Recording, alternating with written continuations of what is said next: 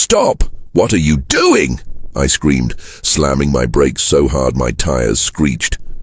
Where my family's 180-year-old cemetery once stood, excavators were digging a massive hole. Workers poured concrete forms for what was clearly becoming a swimming pool directly over my ancestors' graves. I sprinted across my lawn, phone already recording. 6 generations of my family, including a Civil War captain, had their final resting place destroyed. Headstone fragments and what looked like human remains spilled from cardboard boxes stacked carelessly by a trailer. Robert Thompson, our HOA president, approached with that smug smile I'd grown to despise. "Ah, Mr. Richardson." The board voted to repurpose this eyesore for our new community pool. Notices were posted according to bylaws. "That's a cemetery," I choked out. "My family's cemetery." "Former cemetery," he corrected coldly. Section 12(4) allows removal of abandoned structures. My hands trembled, but my voice was deadly calm. "You've made the biggest mistake of your life, Robert," he laughed. "Your little graveyard was lowering property values." What he didn't know, I'd spent 3 years setting a legal trap for exactly this moment. My battle with the Pinecrest HOA began 3 years earlier, shortly after I inherited my grandmother's Victorian home. The cemetery had been maintained by my family since 1842, with the oldest graves dating back to the Civil War. My great-great-grandfather, a Union soldier, was buried there alongside his wife and subsequent generations. I'd grown up visiting their graves, hearing stories about our ancestors. The cemetery occupied only a small corner of my property, barely 30 feet square, but it meant everything to me. The HOA, however, saw it differently.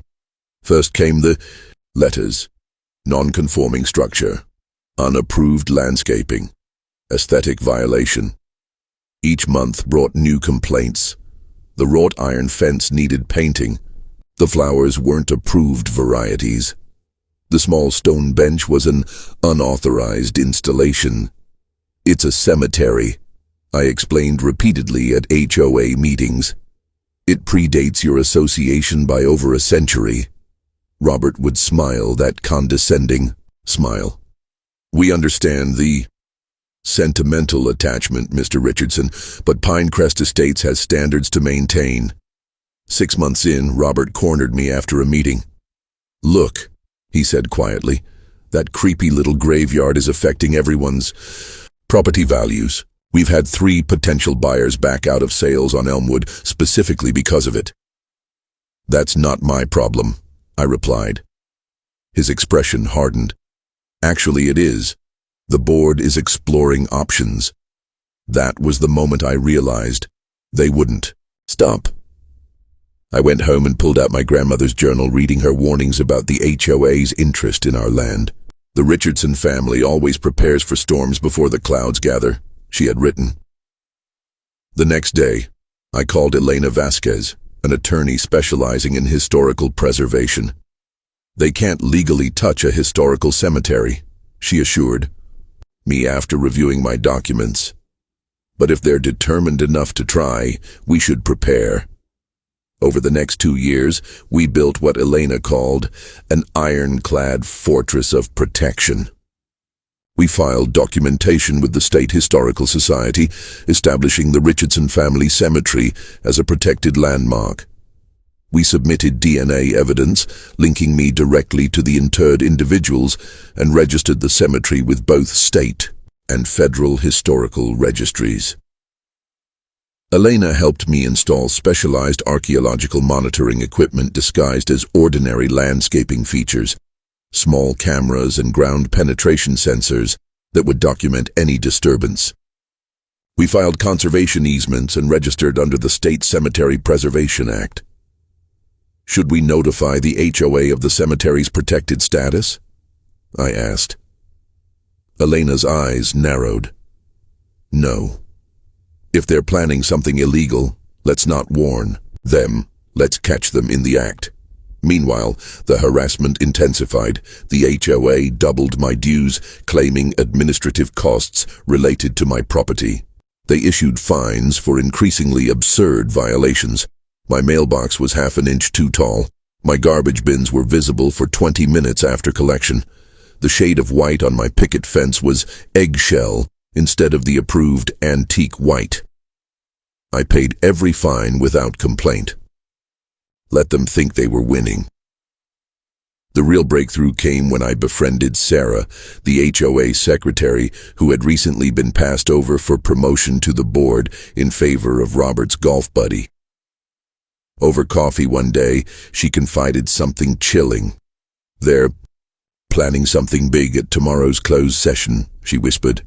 "Robert had me research how other HOAs have handled removal of abandoned historical structures. He specifically mentioned your cemetery." "Abandoned?" I echoed. "I maintain it weekly." Sarah slid a folder across the table. "He's having the boundaries resurveyed to claim it's actually on common ground, not your property. They're going to vote on it tomorrow, then move quickly before you can respond." I thanked her and immediately called Elena, who set our final preparations in motion. By the time I left from my business trip 2 weeks ago, everything was in place. What I hadn't expected was for them to move quite so quickly or quite so brazenly. Looking at the excavated remains of my family's cemetery, I realized they had gone beyond even what I'd feared. This wasn't just an HOA violation, this was desecration. I pulled out my phone and made 3 calls, one to Elena, one to the State Historical Preservation Office, and one to the county sheriff. As I waited for them to arrive, I watched Robert's confidence slowly waver as neighbors began to gather, many looking horrified at what the HOA had done. "You really should have checked who owns this land," I said quietly to Robert. "And you really should have checked its legal status before digging up my ancestors." For the first time, uncertainty flickered across his face. "What are you talking about? The HOA has full authority. Not over a state and federally registered historical cemetery, it doesn't," I replied as the first official vehicles began to arrive. The next hour unfolded like a nightmare. State officials photographed the excavation while workers stood awkwardly aside. Elena arrived clutching a stack of legal documents. Sheriff Jenkins looked grim as he surveyed the scattered boxes containing my ancestors' remains. Robert's confidence returned when the HOA's attorney, a slick man named Jameson, arrived. They huddled together, then approached with renewed swagger. "This is all perfectly legal," Jameson announced. "The board has full discretionary authority. Our surveys confirmed this land is HOA common property." He handed the sheriff a document. The boundaries were reassessed last month. The cemetery was determined to be abandoned and on HOA land. My heart sank. Had I missed something? I glanced at Elena, who was reviewing the document with a frown. Furthermore, Jameson continued, "Mr. Richardson signed an agreement when purchasing the property that grants the HOA authority to improve common areas." Robert smirked. "We followed every protocol. The remains are being respectfully relocated." I looked at the cardboard boxes where headstones were mixed with what appeared to be human remains. "Respectfully?" I whispered. The historical preservation officer, a stern woman named Dr. Chen, spoke up. "Regardless of property lines, disturbing a registered historical cemetery without state approval is prohibited under Section 47 of the Historical Preservation Act." "Registered?" Robert laughed. "This was just an old family plot. There's no registration." Dr. Chen raised an eyebrow. "I have documentation right here showing the Richardson family cemetery was registered 2 years ago." Jameson looked unconcerned. "Even if it was registered, which we dispute, the HOA bylaws supersede state and federal law?" Elena interrupted. "No, they don't." Jameson's smile didn't waver. "The court will decide that. Meanwhile, as this is disputed, the project continues." He turned to the construction foreman. "Resume work." My blood ran cold as the workers hesitantly moved back toward their equipment. Was this really happening? Had all my preparation been for nothing? That's when Sheriff Jenkins stepped forward. "Nobody's touching anything. This is now a crime scene." "Crime scene?" Jameson sputtered. "On what grounds?" Sheriff Jenkins pointed to the boxes. "Desecration of human remains is a felony in this state. Those remains appear to have been removed and handled improperly." "We had permits," Robert began. "Show." "Me," Jenkins demanded. Robert hesitated, then said, "Jameson has those." The attorney shuffled through his briefcase. "We filed for the proper permits through the county planning department." "For a swimming pool," Dr. Chen said. "Not for cemetery relocation, which requires entirely different permits from my office." "And did your permit application mention this?" "Was a cemetery?" Elena asked. Silence. Elena opened her laptop. "I have here the application you submitted. It describes this area as unused green space with decorative stonework, no mention of graves or human remains." Robert's face reddened. "A technical oversight. Deliberate fraud," Elena corrected. "And I can prove it."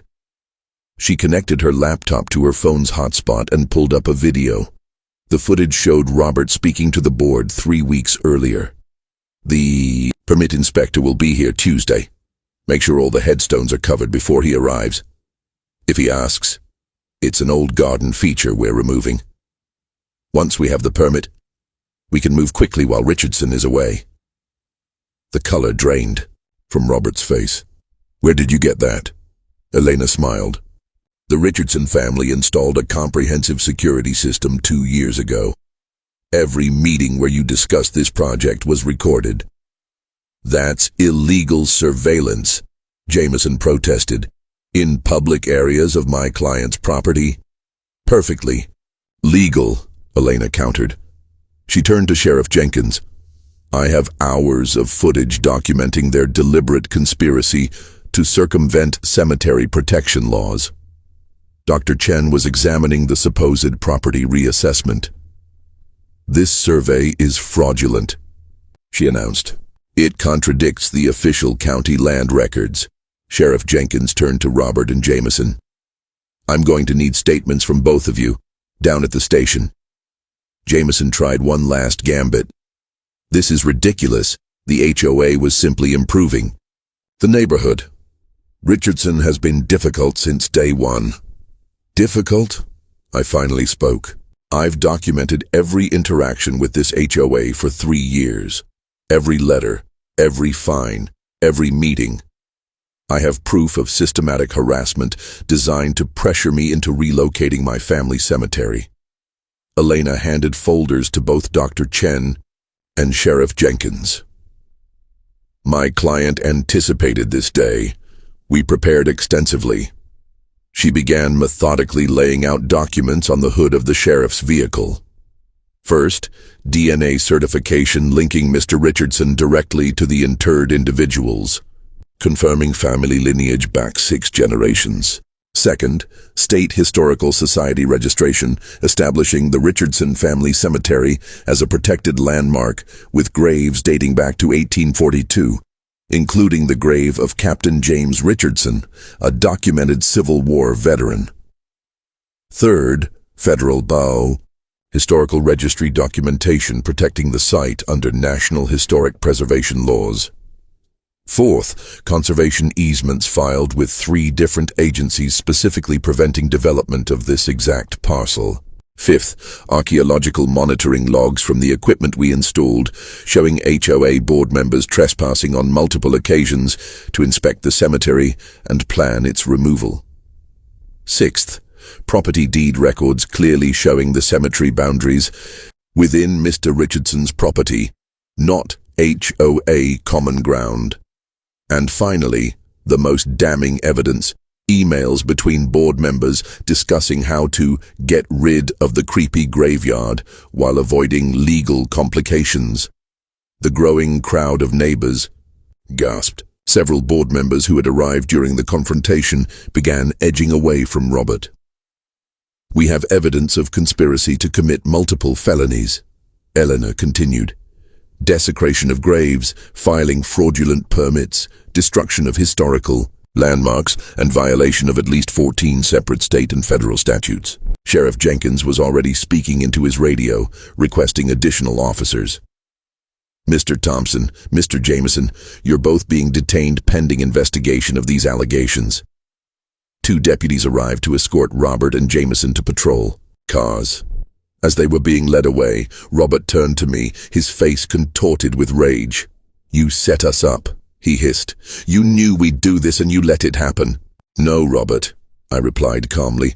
"I simply prepared for what you made clear you intended to do. The difference is that I did my research. You should have done yours." Dr. Chen was already on her phone, arranging for a state archaeological team to properly recover and document the disturbed remains. "This will be fully investigated," she assured me, "and all remediation costs will be charged to the HOA. A county commissioner had arrived and was reviewing the documentation with increasing alarm. "This is beyond anything I've seen an HOA attempt," she admitted. "The county will pursue immediate injunctive relief against the entire board." Elena placed a hand on my shoulder. "We're not done yet. The civil lawsuit, we prepared names every board member individually. The criminal charges are just the beginning." As word spread, more residents gathered. Many looked horrified as they learned what their HOA had done in their name. Several approached me with apologies and offers of support. Sarah, the HOA secretary who had warned me, stepped forward. "I saved all the emails," she told Sheriff Jenkins. "They specifically discussed doing this while Mr. Richardson was away, so he couldn't stop them. They knew exactly what they were doing." "What happens now?" I asked Elena, watching as officials swarmed the site. "Justice," she replied simply. "The cemetery will be restored at the HOA's expense. Criminal penalties for desecration of graves include up to 15 years imprisonment. The civil penalties will likely dissolve the HOA entirely." I looked at the disturbed earth where my ancestors had rested for generations. "And my family?" "A state archaeological team will properly recover and re-inter all remains with full documentation and ceremony," Dr. Chen assured me. "We'll assign a permanent protected status that can never be challenged again." As Robert was placed in the patrol car, our eyes met one final time. In that moment, I saw the realization dawn on him. He hadn't just broken the law, he'd awakened a legacy of protection that stretched back generations. 1 year later, I stand before my family's restored cemetery. The State Historical Preservation Team did remarkable work. Each grave has been carefully documented, restored, and protected. A beautiful stone wall now surrounds the cemetery, and a bronze historical marker stands at the entrance, detailing its significance. The criminal cases concluded last month. Robert received 8 years for desecration of graves and fraud. 3 other board members got suspended sentences and community service. The HOA itself was legally dissolved, its assets used to restore the cemetery and establish a perpetual maintenance fund. Sometimes Robert's wife drives slowly past my house, staring at the cemetery with a mixture of bitterness and regret. I simply nod and continue tending to my ancestors' final resting place. My neighborhood is peaceful now. Without the HOA's oppressive rules, neighbors actually talk to each other. We've formed a historical society instead, dedicated to preserving our community's unique character. Visitors often stop to read the historical marker. Sometimes I share my family's stories with them. Captain James Richardson, who fought to preserve the Union. Elizabeth Richardson, the suffragist. Generations of ordinary people whose legacy lives on. My grandmother's journal sits on my desk, open to her familiar handwriting. The Richardson family always prepares for storms before the clouds gather. Thank you, Grandma. I did.